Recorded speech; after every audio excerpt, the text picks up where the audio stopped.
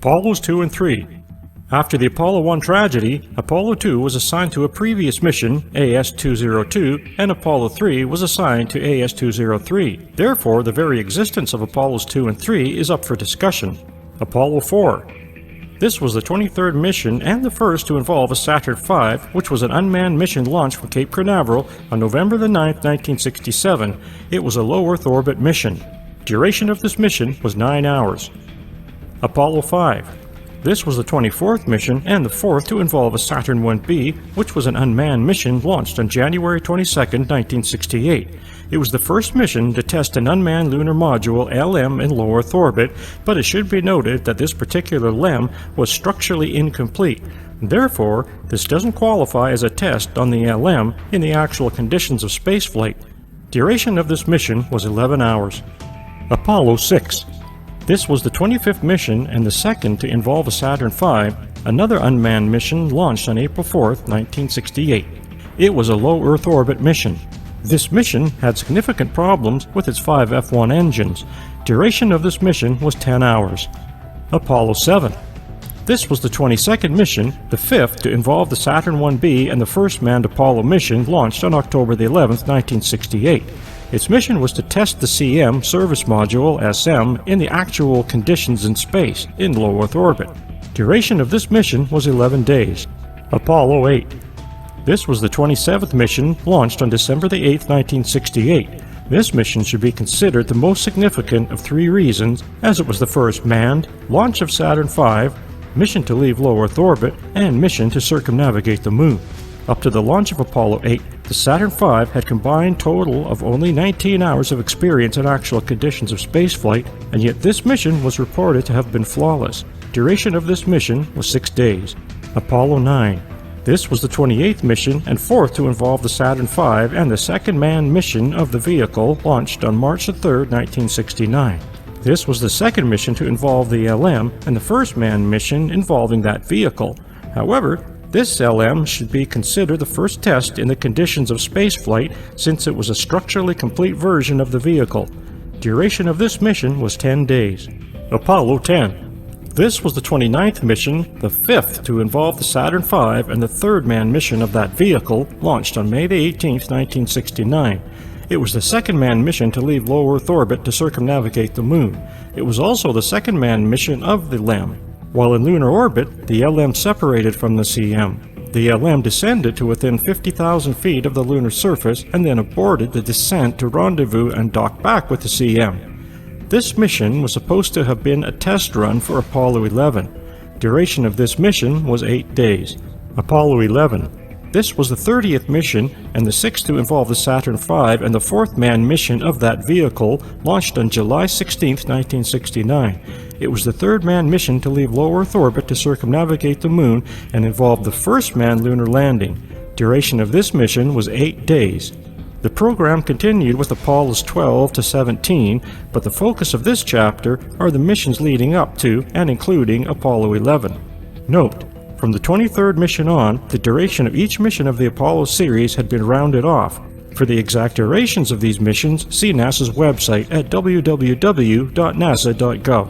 When one actually studies the details of the Apollo program, it can be seen that, aside from testing of the different components of the Saturn rocket on the ground, there was a minimal amount of testing done of the functional Saturn 1B and Saturn V in the actual conditions of spaceflight before the first manned missions of those vehicles. However, before I talk about the minimal testing of the Saturn V, we must discuss one of the most important aspects of the Saturn V, i.e. the powerful F1 engines. The F1 engines were an integral part of the Saturn V, necessary for the success of an Apollo moon landing mission, and as you'll learn in the next section, the power output of these engines of the Saturn V were overrated. In layman's terms, low F1 engine power means no Apollo moon landings. The overrated power of the FV1 engines. Studies by scientists and engineers outside of the Western engineering and scientific communities that question any aspect of the Apollo missions are usually not publicized in the Western scientific journals or magazines and are, for the most part, ignored. However, it's not so easy to ignore the work of these scientists: Gennady Ivankov, Ph.D., Alexander Popov, Ph.D., Andrei Bolotov, NSG, and S.G. Pogrovsky, Ph.D., in their works. as their work disputes the claim by NASA on the performance of the Saturn V, in particular the F1 engines. The concept of the powerful F1 engines was actually initiated by the Air Force in the 1950s. However, after President Dwight E. Eisenhower established NASA on July 29, 1958, NASA assumed responsibilities for the F1 engines and awarded the contract for design and production to Rocketdyne. One of the main differences between the Saturn 1B and the Saturn V was their lift capabilities. The first stage of the Saturn V contained 5 F1 engines, the second stage contained 5 J2 engines, and the third stage contained 1 J2 engine. The F1 engines gave the Saturn V its heavy lift capabilities and the needed power to propel a significant payload, as in the launch of the hardware necessary for a manned landing on the Moon. Without the F1 engines, the Apollo missions could not have happened, and in fact, that is exactly what is claimed by former Rocketdyne employee Bill Kaysing over 40 years ago. Minimal testing of the F1 engines. Rocketdyne had done static testing of the F1 engines, but it's difficult to ascertain just how many of these static tests were done. I contacted the MSFC for documents regarding static tests of the F1 engine and was provided with a link to their technical documents. I researched through 300 documents and found out about the F1 engine, but nothing as to the number of static tests that were conducted. I contacted the National Archives but got no precise information there either. I then decided to contact Rocketdyne, now called Aerojet Rocketdyne, when I found www.thespacereview.com. Their stated purpose. The Space Review is an online publication devoted to in-depth articles, commentary, and reviews regarding all aspects of space exploration, science, technology, policy, business, and more. A posted article on their website about the F1 engines has this to say: the long-standing story that NASA lost or destroyed the Saturn V plans quickly falls to pieces when one learns about the F1 production knowledge retention program. This was a project at Rocketdyne, the company that built the F1 engine, to preserve as much technical documentation about the engine as was possible. This produced about 20 volumes of material on topics such as the engine's injector ring set valves, engine assembly and checkout, and thermal insulation and electrical cables, among others. In fact, lost or destroyed Saturn V documents only add to the suspicion that NASA is hiding something, since these are the very rockets that use the F1 engines. The author of this article, Dwayne A. Day, then says the goal was to preserve as much technical documentation and knowledge about the F1 engines as was possible. If that were the case, why not preserve all of it? Day then describes the testing of the F1 engine. Rocketdyne delivered 98 production engines to NASA, of which 65 were launched. A total of 56 equivalent development engines were tested. The company conducted 2,771 production and R&D firing tests in single engines, 1,100 total full-duration tests, and accumulated 239,124 seconds over 66 hours of engine firing experience. The 5-engine cluster used on the Saturn V was fired at the Mississippi and Alabama test facilities 34 times, with 18 full-duration tests for a total of 15,534 seconds of engine experience. Rocketdyne estimated in 1992 that the F1 engine development program had cost $1.77 billion in FY91 dollars. Dwayne Day also used large numbers to emphasize that there were many tests of the F1 engines, which when translated, the combined production and R&D firing tests of single engines and full-duration tests of F1 engines was over 66 hours. The 5-engine cluster test of the F1 engines was 4 hours in total. There was a combined total of 70 hours of static tests of the F1 engines, which seems adequate given the duration of each engine cluster after launch, purportedly used in all Apollo missions, which was approximately 2 minutes. This included 35 engine cluster tests, 18 of which were full-duration tests. However, the amount of static testing means little or nothing unless there is a comparable testing of the F1 engines in actual spaceflight conditions, which is equally, if not more important, for evaluating engine performance, and as you'll see, testing in the unmanned Saturn V missions was nowhere near standards and were minimal to say the least. But before we discuss the overall testing of the F1 engines in spaceflight conditions, we take a look at some of the disturbing test practices before these engines were assigned to their particular mission. I have chosen these 4 missions for their historical significance in the Apollo programs to highlight this. Apollo 4. The first test firing was on February the 17th, and the program duration of just under 41 seconds met all of the test objectives. Another test was conducted on February 25th, but a red line observer reacted to an incorrect reading by ending the test 83.2 seconds into the planned duration of 128 seconds. The incorrect reading proved to be due to a faulty transducer. After analysis of the results, it was decided that the full duration test would not be needed. S1C1 was refurbished, subjected to a number of inspections and checks by MSCF's laboratories, loaded on the seagoing barge Poseidon, and shipped to KSC. It became the first stage of AS501, which was launched unmanned as Apollo 4 on November 9, 1967. The first test firing of these engines of Apollo 4 was conducted on February 17 and 25, 1966. These F-1 engines were then stored at the Kennedy Space Center KSC for a year and 8 months before they were used on Apollo 4, and that is without any further testing of these engines. This mission seemingly worked flawlessly. Apollo 6. SIC-2 was installed on the static test stand at MSCF in May 1966. The first test firing on June 7, 1966 lasted for 123.3 seconds. However, on the F-1 engines on this stage, F4017 showed thrust anomalies.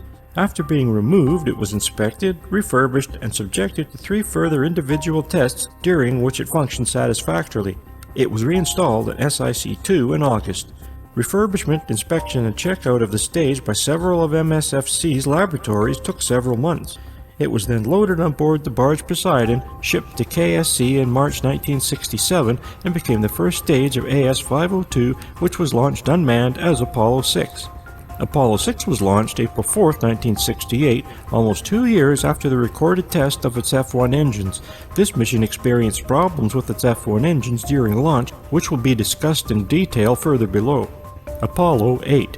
The first SIC to be manufactured by Boeing at the Michoud Assembly Facility in Louisiana was SIC-3, and it was the final stage tested at MSFC.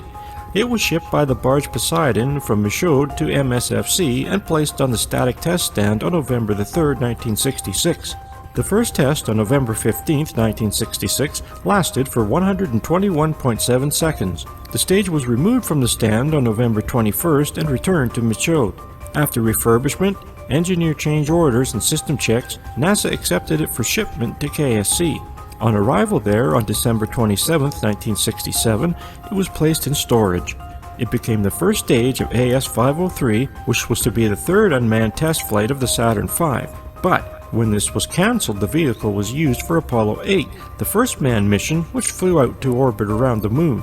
The F-1 engines were stored for over a year without any further testing before they were used to launch Apollo 8, and in just 7 months, the problems that plagued Apollo 6 were resolved before the first manned mission of Apollo 8, which was seemingly flawless. Apollo 11. On March 1, 1968, SICS arrived at the Mississippi Test Facility on the barge Pearl River.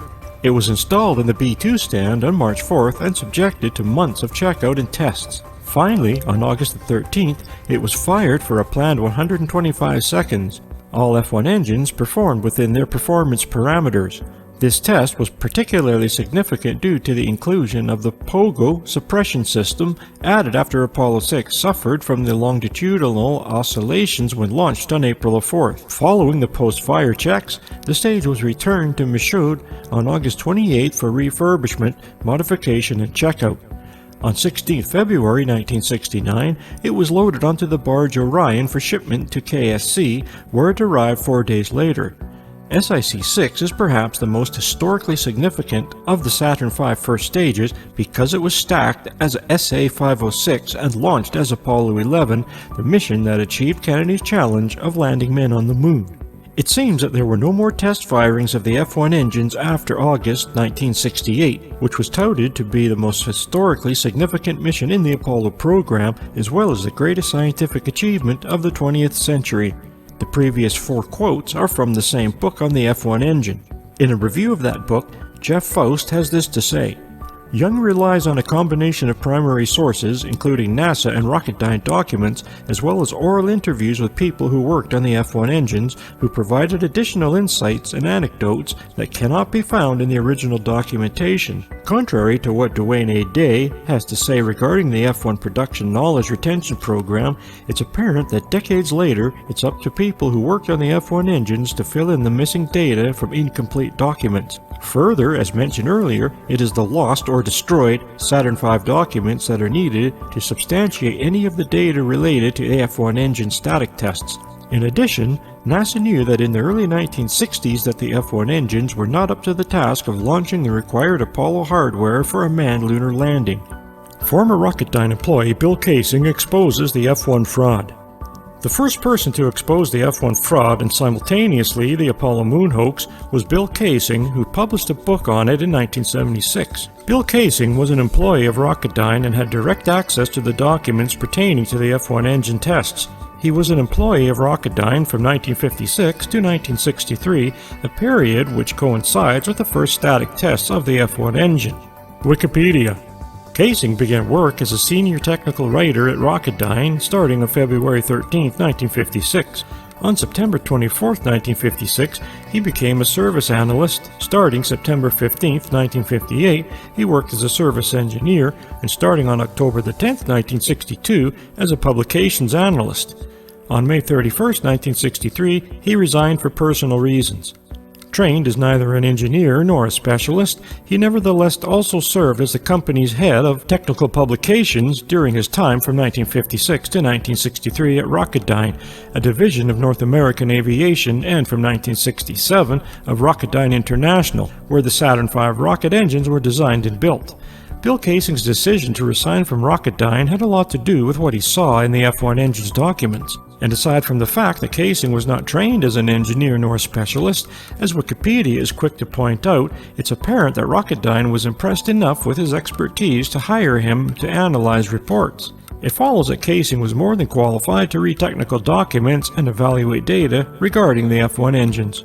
During his employment at Rocketdyne, Kaysing claims to have seen evidence in these documents that the F1 engines of the Saturn V were not capable of producing the power output needed to launch the Apollo hardware into low Earth orbit for the lunar missions. This is significant since NASA, after much debate, adopted the method of Lunar Orbit Rendezvous LOR for a lunar landing, which required NASA to launch the Apollo lunar hardware as well as the astronauts in one mission, as opposed to launching the lunar hardware in a separate mission. This, of course, would have required the purported heavy lift capabilities of the F1 engines in the Saturn V. Kaysing had been criticized and ridiculed over the decades, and sometimes in less obvious ways, as with the Wikipedia quote above. However, Kaysing was never deterred, and for the last several decades, he maintained his claims that the real power output of the F1 engines was far less than NASA claimed. Bill Kaysing writes, "From the date of the decision to simulate, the modified hardware program was conducted. For example, the Saturn C5 moon rocket assembly was built to specifications with one major modification. Instead of total unreliable F1 engines, the 5 rocket engines of the more dependable B1 type as used in the C1 cluster for the Atlas missile were used. Although a cluster of B1 engines produced only one half of the output of the single F1 engine chamber, the power, that is, 750,000 pounds of thrust, was sufficient to launch the virtual empty Apollo vehicle. If the rocket had been in its design form, it would have weighed 6 million pounds, or 300 tons fully loaded. This is the weight of a U.S. naval destroyer, further pointing out the total impracticality of the venture. However, by eliminating every aspect of the moon voyage, fuel, heavy machines, LEM vehicles, etc., the total weight of modified, short-range, simulated voyage Apollo was less than 1/20th of the original, or about 150 tons. This loading was well within the capabilities of the B1 propulsion units. Also, since the originally planned 2 million parts were reduced to a mere 150,000 gadgets, the success of the limited mission was virtually assured. However, even the C1 Atlas engines were known to explode on the pad or shortly following launch. Thus, the escape module for the astronauts was left intact and functioning. If there had been an accidental loss of thrust or other mishap, it would have been simple to have the saved astronauts merge from the escape module after its recovery. Note: to clarify, the C5 was eventually changed to the Saturn V. Bill Kaysing may have gotten some of the details in his book wrong, for example the actual mechanics of the modified Saturn V, but his overall point that the F1 engines did not have the heavy lift capabilities that has recently been substantiated by the previous mentioned scientists Ivankov, Popov, Bultov, and Progrovsky. It's obvious that what Bill Kaysing initially saw in these F1 engines documents was either deleted from the record or the original documents have gone missing, and since the power output of the Saturn V engines were not what NASA had claimed, they, by inference, NASA fabricated future documents, that is, if any of this data even existed. Engineer Gennady Ivchenkov, Ph.D., substantiates Bill Kaysing's claims. Gennady Ivchenkov published a 55-page article on the performance of the F1 engine. His premise is that the combustion chamber of the F1 engine was unstable, meaning that the F1 engine could not have used its full power potential. Gennady Ivchenkov writes, "The question of whether the Saturn V rocket engineers corresponded to NASA's stated characteristics is directly related to the Apollo moon hoax. Did the Americans really go to the moon in 1969-72, or was it an elaborate hoax? This question was raised initially by the Americans themselves, almost immediately after the Apollo missions. Over the years, a considerable amount of direct and indirect evidence has come to light that at least some of the missions were in fact staged. One of the aspects of this indirect evidence Chenkov talks about is NASA's marketing publications, in which chief designers of the Soviet space industry had no trouble deciphering what the actual power output of the F1 engines was, not as NASA claimed.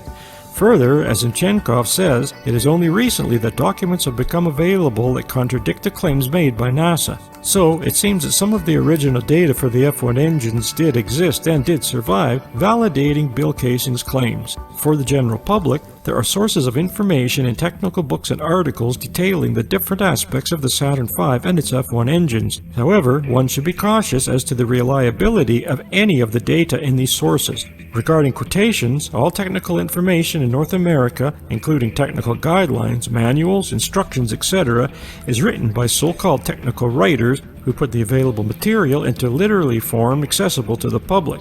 It's just a job, something like a journalist writing on technical subjects.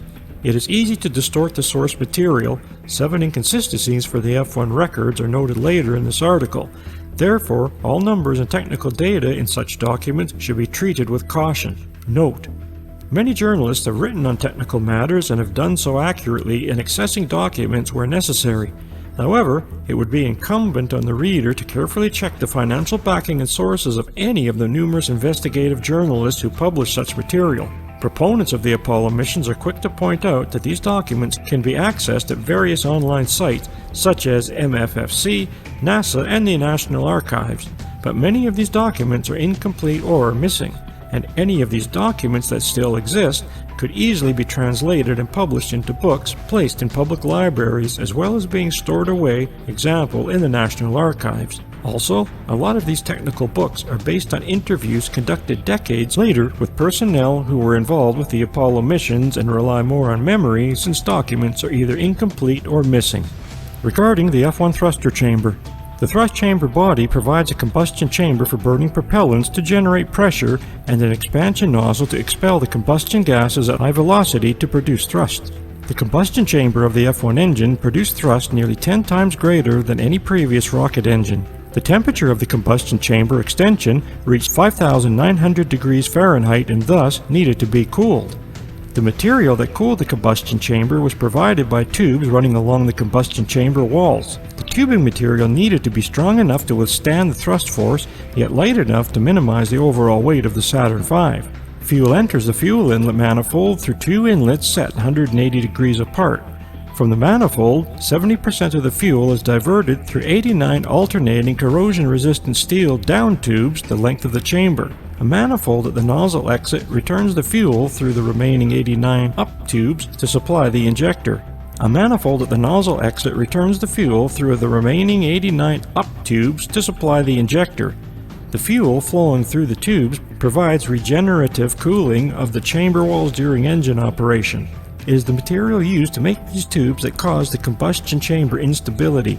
As the analysis of Ichenkov's article shows, the source gives the thickness of the F1 tubes as 0.475 millimeters, the accuracy of which is highly questionable, since such a wall thickness contradicts the cooling requirements. The combustion chamber tubes were made of thin-walled tubes of nickel alloy Inconel X750, which differ from what was used in the seemingly successful H1 engines in the Saturn 1B. As Icchenkov explains, when using Inconel 750, this material could not have withstood the pressures and temperatures produced by the F1 engine thrust. In this case, the combustion chamber thrust would have been throttled back, which means the Saturn V could not have lifted the necessary Apollo hardware into low Earth orbit for a manned moon landing mission. A NASA report regarding a static test of the F1 engine in 1959, as quoted in Ichenkov's article, shows that the F1 engine did indeed produce the necessary thrust, but with a catch. In January 1959, Rocketdyne's NASA contract included requirements for a series of feasibility firings of the new F1 booster. 2 months later, the engine hinted at its future success with a brief main stage ignition. The trial run demonstrated stable combustion for 200 milliseconds and achieved a thrust level of 5 million newtons, 1 million pounds. In conducting these tests, Rocketdyne used a solid-wall boilerplate thrust chamber and injector, a far cry from flight hardware, but the unheard-of mark of 4,500,000 newtons or 1 million pounds of thrust had been reached by a single engine. The catch being the sustained static test firing did not match the duration of the Apollo launch up to the separation of the first stage of Saturn V, which contained the F1 engines. This is an important point to remember, keeping in mind the actual conditions of spaceflight. This is obviously an example of what Bill Kaysing was talking about when he stated that the F1 engine's firing tests could not be sustained.